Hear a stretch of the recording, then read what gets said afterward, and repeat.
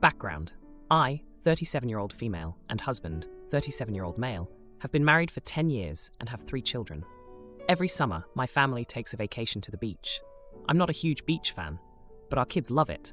Plus, my mom pays for me and my siblings and our families, so it's almost a free trip, excluding travel there, which usually isn't a huge cost. Some years, only some of my family makes it, but a few years ago, my entire family, 50+ people, went as a last trip with my grandma. Husband hates the beach, but reluctantly went with us. His behavior was horrendous. He wouldn't leave the condo, bailed on previously booked activities that made the cost go up for others, and didn't help at all with our kids. It was basically like he wasn't there, and when he was complaining the whole time. I was so embarrassed. My whole family gave me the pitying stares the whole time, and tried to help me as best they could. But it was just a miserable time. Our daughters begged him to play on the beach with them, and he just wouldn't engage at all. Since then, he hasn't accompanied us back. In fact, he will only go on vacations with us if it is a place of his choosing, which is usually hiking. Don't get me wrong, I like to hike, but I'd also like to do other things, and so would the kids. Now on to the part where I called him selfish. We are now planning our trip for this summer to the beach, and once again, he says he will not go. The kids are devastated again because they want him to go, so they can swim together and build sandcastles together. He says he just hates the beach, and there's no changing his mind. I got frustrated and called him selfish because he never wants to do anything that the kids enjoy. He said I was being a jerk, and there's nothing I can do that will make him like the beach. I told him it's not about liking the beach. It's about spending time with his family. He says we could skip it and go hiking instead if we want to spend time together. So I said we won't be going on any more of his vacations. Now I feel guilty since that was the one thing he would do with us. Am I the idiot? I'm not going to deny my kids the yearly beach vacation. They look forward to it all year long, but they are quite literally the only ones there without their dad present, and they've noticed. Edit 2. My whole extended family does not go every year. We don't spend the entire time together. There is plenty of downtime and time to be alone. I have suggested new places before and been vetoed. His family has also wanted to do a beach trip. They love the beach, but he refuses. Also, he has no trauma. He just hates the heat and sand and says it's boring. Edit 3. We do go on smaller hiking trips throughout the year. Every other year, we take a long hiking trip in addition to the beach trip. We can only do that every other year, as it isn't a free vacation. He has plenty of vacation time, so that's not an issue. He gets along with my side of the family. Also, in 10 years, he has only gone once. I didn't mind before kids, but I'd like him to go every once in a while with us. I do not expect every year. Last edit. Thanks for all the comments. I'm bowing out of the convo though, as some people apparently have no reading comprehension and are unable to understand that. 1. We go on his hiking vacations multiple times a year. Hiking is literally the only vacation he will choose, so there is no compromising on different locations. 2. He has no trauma with the beach, he just doesn't think it's fun. 3. I never badmouth him in front of our children. 4. I have no control over the location of this particular vacation. 5. He has only gone with us once in 10 years. I don't mind him skipping some, but every once in a while would be nice. Thank you all, have a nice day. Now, for a few comments before the update. Comment 1. Not the jerk. Is he 5? The point of the trip is to make memories, and it's going to happen whether he likes it or not. Unfortunately for him, he is ingraining in the memory of his kids as they grow up that he does not value them, and actually doesn't really consider family time important if it doesn't involve something he directly chose. Kids will remember who was there and built those memories. I agree he's being selfish, but I'd also take on a whiny child. I also don't enjoy the beach, but my family also has a similar trip, and I just man the items while everyone swims.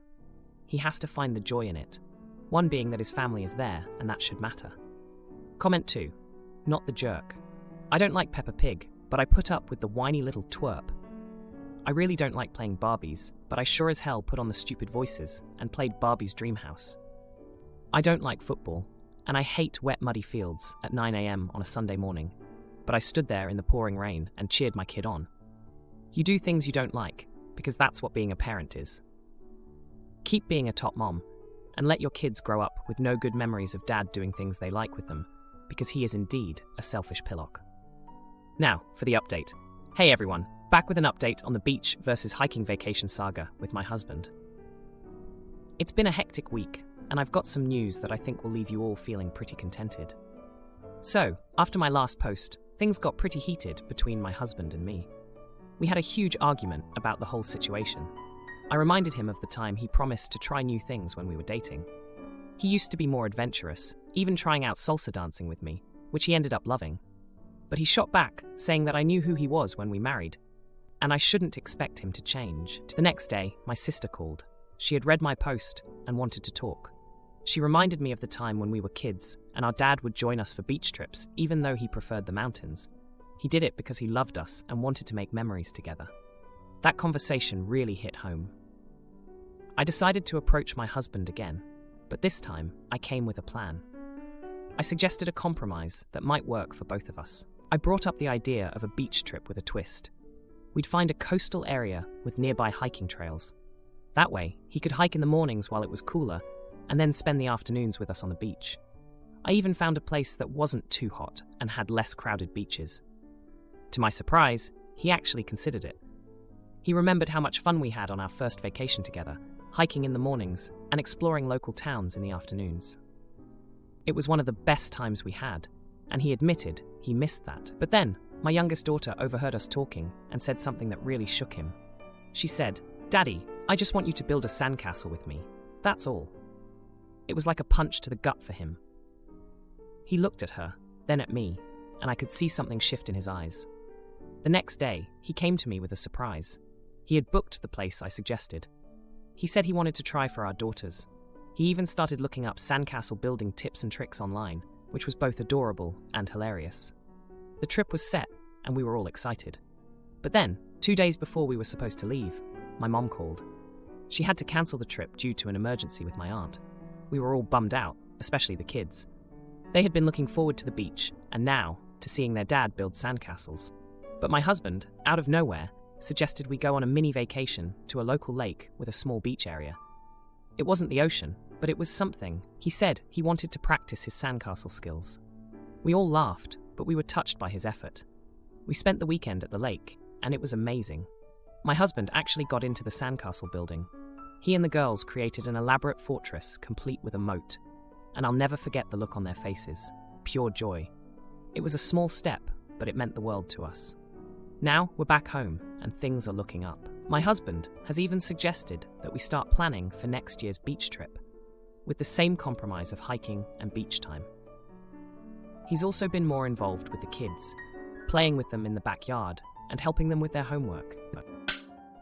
My wife's list banned video games, so I tossed it and played with my niece. She went nuclear, but our bonding time revealed a shocking truth. My wife, 24-year-old female, and I, 26-year-old male, got into an argument because she didn't think the way I spend time with my niece was acceptable. Context: I lived with my sister since my niece, 11-year-old female, was born. Last year, I moved out on my own and got married to my wife. Because of the rapid shift in life and work becoming busier than ever, I haven't had the time or energy to make time for that part of my family. Recently, I made time to invite my niece over. No plans, just for her to come over and hang out with my wife and me. After picking her up on the way home, she talked about wanting to build a snowman and do a bunch of other things we thought would be fun. After getting home, my wife says that while my niece and I go out to play in the snow, she'll finish some chores around the house. Before going out, my niece sees my VR headset and shows interest, so I offer to let her play with it before going outside. She says yes, so I start it up and she starts playing. 5 minutes pass, and my wife comes into the room and asks why we aren't outside yet. I tell her that my niece wanted to play VR first, so I let her. My wife gets upset, saying video games aren't quality time. I respond with, "We're spending time together, and my niece is having fun, so why does it matter?" My wife storms off. Soon after, my niece and I do go out and make a couple of snowmen and snow angels, etc. After playing in the snow for about 30 minutes, my niece asks to play VR again. I say yes, and she skips away to play VR in the living room. We switch back and forth, trying to beat each other's score in Beat Saber and stuff like that. Fast forward, I drop my niece back off at home, and when I come back home, my wife has a list made out for me. It's a list of things that our young guests aren't allowed to do while at our house. On the list is no playing video games, among other seemingly arbitrary prohibitions. I say, the list is not necessary because when I bring my family or friends over, I'm going to do what we enjoy. She says, "That's no way to spend time with kids, doing nothing but playing video games. I like doing crafts, playing board games, and other things with my siblings when they come over. Why can't you do the same?" I respond, "Because we weren't raised doing those things, so I didn't think to do those things. But if you offered to try some of that stuff when she was still here, I would have obliged. But I'm not going to accept a list of prohibitions because you don't like our version of fun." The argument escalated, and I maybe sort of said some mean things, like, "You're too narrow-minded and dull to accept that things other than what you like are fun. Am I the a-hole?" Now, for a few comments before the update. Comment 1. Not the idiot. Tell your wife that her list isn't a heartwarming effort to create family bonds. It's a passive-aggressive example of her valuing her ideas and feelings over yours and your niece's. That you and your niece have your own definition of fun, and that you both are aware of the dangers of technology addiction and won't get to the point where you're literally fused to the couch. Comment 2. Not the idiot. Your wife needs to swerve back to her lane. Your relationship with your niece and how you spend your time together is your business. She's out of line, and it's time for her to get back in line. Just like you wouldn't have a say in how she spends time with the younglings in her family, she has no say in yours. Now, for the update. Hey Reddit, back with an update on the situation with my wife and my niece. It's been a tense 3 days, and I've got to say, things took some unexpected turns. So, after the whole argument about the list and how I spend time with my niece, things were pretty tense at home. My wife was giving me the silent treatment, which was a new low for us. She's usually the type to want to talk things out right away, but I guess my words really hit a nerve. I decided to give her some space and stayed late at work the next day. When I got home, I found her in the living room, surrounded by her siblings, all of them deep into a heated game of Monopoly. It was a bit of a shock, seeing her so animated and competitive, considering how quiet our house had been since the argument. I watched them for a while, remembering how my wife had always been the planner in her family. She organized game nights, picnics, and even a family talent show once. It was her way of creating memories, just like I had my own with my niece. The next day, I tried to make amends. I suggested we invite my niece over again and do a mix of activities, including some of the board games my wife loved. She agreed, but with a condition. No VR until we'd done at least 2 other activities together. When my niece came over, we started with a craft project my wife had prepared. It was actually pretty fun, and my niece got into it, making a mess with glitter and glue. Then we played a board game, and I have to admit, it was nice to see my niece and wife laughing together as they teamed up against me. But then, as promised, it was VR time. My niece was thrilled, and even my wife put on the headset to give it a try. She was a natural, dodging and slicing through the game like a pro. I couldn't help but feel a bit proud, seeing her let loose and have fun in a way I hadn't seen before. Just when I thought we'd found the perfect balance, my sister called.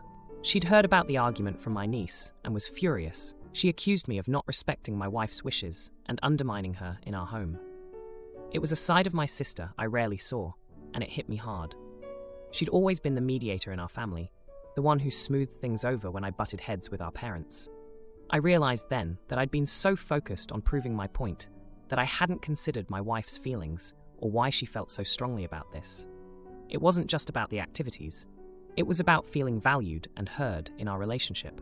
So I did something I should have done from the start. I sat down with my wife and truly listened. She explained that her childhood had been full of structured activities, and that's how she expressed love and care. She wasn't trying to control how I spent time with my niece. She just wanted to be part of it in a way that felt meaningful to her. Feeling like a complete jerk, I apologized for the things I'd said, and for not including her more. We agreed to plan our family time together from now on, making sure there was something for everyone. As for the list, my wife tore it up in front of me. She admitted it was a knee-jerk reaction to feeling left out, and promised to be more open to different ways of having fun. And here's the subtle justice part. My niece, who'd been quietly observing all of this, piped up with a suggestion. She wanted to make a new list. But this time, it would be a list of all the things we could do together. It included everything from VR to board games to baking cookies. Seeing my wife and niece working on that list together, laughing and compromising, was the best outcome I could have hoped for. It wasn't a dramatic showdown or a big gesture, just a quiet moment of understanding and unity. Sister claims my horse after I hustled for a year, so I changed the locks, and she loses it. Her friends witness her downfall as she. I am a 20-year-old woman who started online side hustles a year ago, and I have made a pretty good income since then. My sister has always wanted to have a horse, and I also love horses. I bought one for myself about 6 months ago. I named her Raina, and I have to admit that I don't always go horse riding. I told my 22-year-old sister that she could ride Raina whenever she wanted, and she started taking lessons on her. My sister loved Raina. At one point, she tried changing her name, but I did not allow it. After a while, she started calling her my horse, and she would frequently invite friends to ride her. I would hear about it from the stable owner. I didn't think much of it until recently. My sister came to me and said she wanted to move Raina to another stable.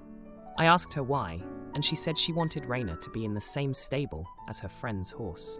I didn't like the idea, but since she frequently rides Raina and the other stable is closer to home, I said sure. Then she said she had already arranged everything because she knew I would say yes. I got annoyed, but I just let it slide. So last week, I went to visit Raina and wanted to ride.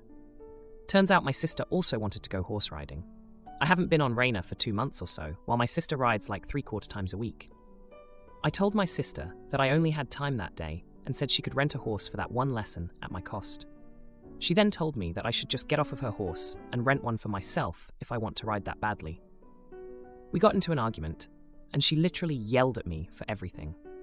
She said that I am a bad sister, that I don't care about her, that I am a brat, and that I don't deserve anything. Now, our relationship has always been bad, and she has always had anger issues, but this reaction really pissed me off. I told her that Raina was not her horse in any sense. I pay for all of her expenses. I paid for the horse, and my name is on Raina's passport. I told her that from now on, she is not allowed to ride Raina, and she can either buy herself a horse or rent one, but she needs to stay away from mine. My sister kept yelling and said that I am stealing her horse and that Raina doesn't even know me. She said that I am the worst sister ever and told our parents. My parents think that I am right, but that I am overreacting because my sister has always had anger issues. They are saying that my sister really loves horse riding and she loves Raina. I told them she should have thought about that before disrespecting me. So, am I the idiot? Update. I see a lot of people who actually think I ride her once in 2 months. That is not true. I used to visit her 1 to 3 times a week, but those 2 months I have been very busy. The first month I was with her really often to create a bond, and Raina knows that I am her owner. When she saw me, she was really happy and did not go to my sister, but she came to me. So she definitely knows who her owner is. Besides, get my butt off. I have explained this in so many comments. I have been busy with work and didn't even have enough time to sleep. I love my horse, and I always try to visit her, but in the last 2 months, I did not have any time. My life has been full with work and study. I had to travel a lot for work as well to meet new clients or projects, etc. I have been doing schoolwork on airplanes. I have been working my butt off to keep up with this life, and I pay thousands of dollars for Raina to be taken care of. Raina is being exercised multiple times a week and is definitely taken care of in the best way possible. Now, for a few comments before the update. Comment 1. In reading all of your replies, I get the feeling you like the idea of owning a horse, but that's as far as it goes. You like stating the fact that she costs a lot of money, she only gets the best care, etc., but you have absolutely no time for her personally. Your sister may be a jerk, but so are you. Comment 2. Not the idiot. Keeping a horse is an expensive hobby, and you were gracious enough to allow your sister to ride. Obviously, when you want to ride, your sister should step aside because it is your horse. I'm sure she and the horse have bonded, but that does not make her any less your horse. Now, for the update. Hey everyone, thanks for all the support on my last post. It's been a tense month since then, and I've got quite the update for you all. So, after the blowout with my sister over Raina, things cooled off for a bit. I thought maybe she'd come to her senses, but boy was I wrong. She's been riding Raina at the new stable, and I've been getting calls from the stable owner about some concerning things. Apparently, my sister has been parading around as if she's the owner, making decisions about Raina's care without consulting me. She even tried to change Raina's feed, which I had specifically chosen with the vet for her dietary needs. I confronted her about it, and she just shrugged it off, saying she knows what's best for her horse. I reminded her that I'm the one footing the bills, and that she needs to respect my decisions. She rolled her eyes and walked away, leaving me fuming. But here's where it gets really crazy. I found out from a friend that my sister had been entering Raina in local horse shows under her name. I couldn't believe it. I went to the next show to see for myself, and there she was, in the ring, collecting ribbons and acting like she was the star of the show. I was so angry I could barely see straight. After the show, I pulled her aside, and we had it out right there in front of everyone. I told her she had no right to enter Raina in competitions without my permission. She fired back, accusing me of being jealous of her bond with Raina. She said that I was never around and that Raina was practically hers now. I was about to respond when Raina herself became restless, probably sensing the tension. My sister tried to calm her down, but Raina wasn't having it. She nuzzled me instead, and I took the opportunity to lead her away, leaving my sister in a huff. But the drama didn't stop there. My parents got involved again, trying to mediate. They suggested that I let my sister have some control over Raina's activities, since she's so involved with her. I couldn't believe what I was hearing. I reminded them that I bought Raina with my own money, and I'm the one who takes care of her needs. The argument with my parents ended with them saying I was being too harsh on my sister. They don't understand that it's not just about the horse, it's about respect and boundaries. Now, let's talk about Raina's expenses. I've been keeping a close eye on the bills, and I noticed some charges for extra lessons and equipment that I didn't authorize. When I asked the stable owner, he said my sister told him I had approved it all. I was livid. I had to sit down with the stable owner and go through every charge, confirming what was actually mine. I've since changed the locks on Raina's tack locker and given strict instructions that only I can authorize changes to her routine or equipment. My sister found out and went ballistic. She accused me of locking her out of Raina's life and said I was being petty. Just when I thought things couldn't get any worse, I got a call from the stable owner last week.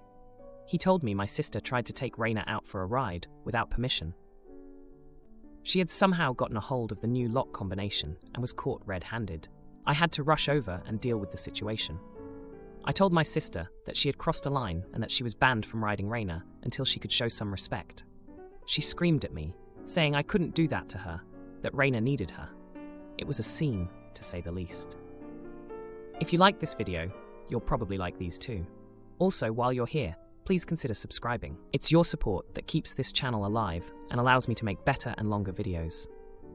Have a great day.